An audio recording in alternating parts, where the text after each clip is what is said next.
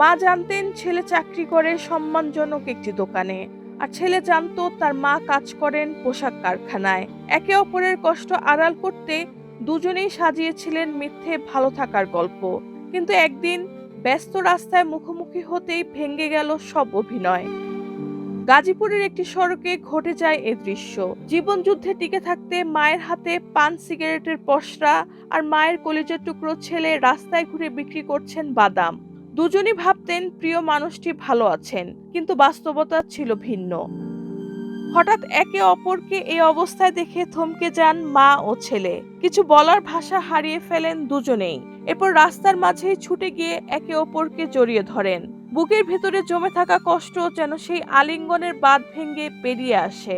মায়ের চোখের পানিতে ভিজে যায় ছেলের কাঁধ, আর ছেলের কান্নায় ভারী হয়ে ওঠে চারপাশের বাতাস। প্রিয় মানুষের মুখের হাসি ধরে রাখতে দুজনেই নিজের কষ্ট লুকিয়েছিলেন। হয়তো বাড়িতে গিয়ে বলতেন আমি ভালো আছি, অথচ জীবনের কঠিন বাস্তবতায় দুজনেই লড়াই করছিলেন প্রতিদিন। পথচারীর ক্যামেরায় ধরা পড়া এই আবেগঘন মুহূর্ত সামাজিক মাধ্যমে ছড়িয়ে পড়তেই আবেগ আপ্লুত হয়ে পড়েছেন অসংখ্য মানুষ। যান্ত্রিক শহরে ইট পাথরের আড়ালে প্রতিদিন এমন কত গল্প হারিয়ে যায়। কেউ রাস্তায় বাদাম বিক্রি করেন, কেউ পান সিগারেট কিংবা অন্য কিছু, শুধু প্রিয়জনকে দুশ্চিন্তা মুক্ত রাখতে নিজের কষ্টের কথা গোপন করেন। রেহানা বেগম, প্রজন্ম 24।